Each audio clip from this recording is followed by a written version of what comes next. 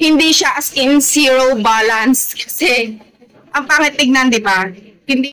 Hey guys, so for today's video, ayan, mag-grocery tayo and ganito yung itsura ng tindahan kapag malapit na tayo mag-grocery. Pawala na, guys, ayan.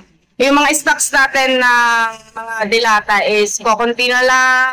Nandito ay kukunti din. Ito, wala na. And yung nandito ay mga stock ko ng mga tinapay or biscuit. Itong mga stock ko ng kape, kukunti na rin.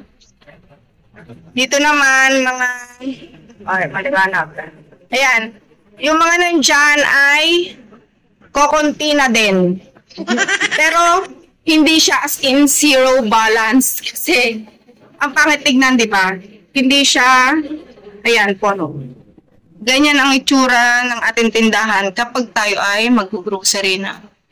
Ganyan. Hindi pa siya zero as in parang 50% ng laman ng tindahan natin ay, ayan, out of stock na at kailangan na ulit nating mag-refill.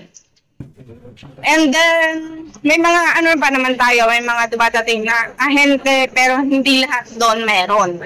Kaya nag-grocery tayo sa supermarket once or twice a month, ganyan. So, guys.